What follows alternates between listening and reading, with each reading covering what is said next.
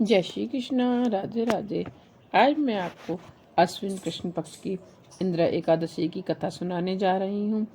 भगवान श्री कृष्ण ने कहा, हे युधिष्ठिर, इंद्र एकादशी पापों को नष्ट करने वाली तथा पितरों को अधोगति से मुक्ति दिलाने वाली है। प्राचीन समय की बात है। सतयुग में महिष्मती नामक नगर में एक प्रतापी राजा इंद्रसेन राज्य करता था। वह प्रजा का उत्तम प्रकार से पालन करता था। राजा का यश सब ओर फैल चुका था। राजा पुत्र पौत्र और धन धान्य से संपन्न था। वह विष्णु का परम भक्त भी था। विष्णु की भक्ति में तत्पर हो गोविंद के मोक्षदायक नामों का जप करते हुए समय व्यतीत करता था और विधि पूर्वक आध्यात्म तत्व के चिंतन में संलग्न रहता था। एक दिन जब राजा अपनी सभा में बैठा था तो आकाश मार्ग से महर्षि नारद जी पधारे। राजा और सभासद नारद जी को देख हाथ जोड़कर खड़े हो गए। विधि पूर्वक उच्च आसन व अर्घ्य दिया तथा पूजा की। तब आसन पर बैठकर मुनि ने राजा से पूछा, हे राजन, आपके राज्य के सातों अंग कुशल पूर्वक तो हैं। तुम्हारी बुद्धि धर्म में और तुम्हारा मन विष्णु भक्ति में तो रहता है। देवऋषि नारद की ऐसी बातें सुनकर राजा ने कहा, हे महर्षि, आपकी कृपा से मेरे राज्य में सब कुशल हैं तथा मेरे यहाँ यज्ञ आदि कर्म हो रहे हैं। हे देव, अब आपकी क्या आज्ञा है? आप कृपया करके अपने आगमन का कारण कहिए। तब नारद ऋषि ने कहा, राजन, आप मेरे वचनों को ध्यान से सुनो। मेरी बात आश्चर्य में डालने वाली है। मैं ब्रह्मलोक से यमलोक को गया था।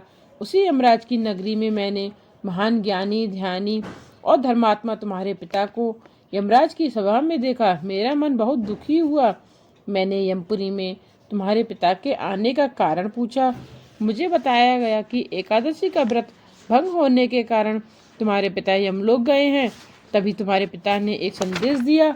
वह मैं तुमसे कहता हूँ। तुम्हारे पिता ने कहा है कि पूर्व जन्म में व्रत विघ्न हो जाने के कारण वे यमराजपुरी में रह रहे हैं। हे मुनिश्रेष्ठ, यदि राजा इंद्रसेन अश्विन कृष्ण इंद्र एकादशी का व्रत मेरे निमित्त करके अर्पित कर दे तो मुझे स्वर्ग की प्राप्ति हो सकती है। राजा इंद्रसेन ने व्रत विधान पूछा। इस पर नारद जी ने बताया कि अश्विन माह के कृष्ण पक्ष की दशमी के दिन प्रातःकाल स्नान आदि से निवृत्त होकर श्रद्धा पूर्वक पितरों का श्राद्ध करना चाहिए। केवल एक समय भोजन करें तथा रात्रि में भूमि पर शयन करें।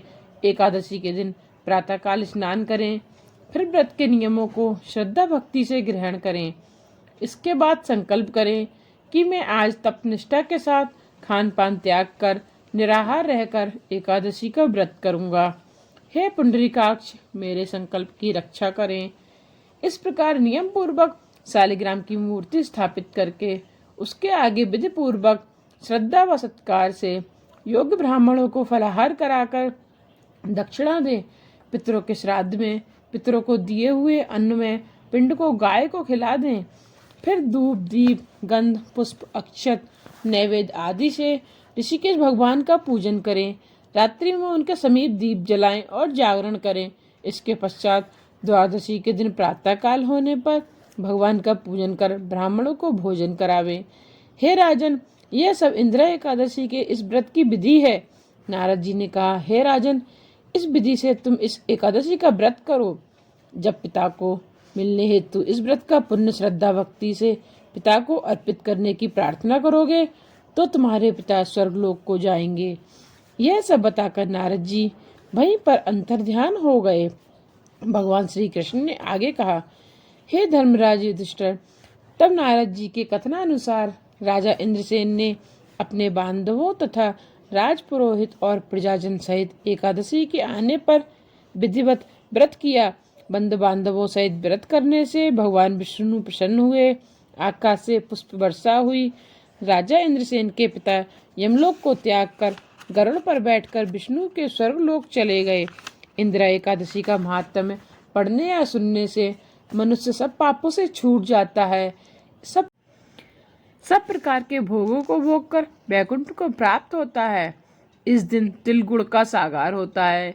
इसमें तिल गुड़ से बने पदार्थ, दूध, फल, मेवा आदि का सेवन कर सकते हैं।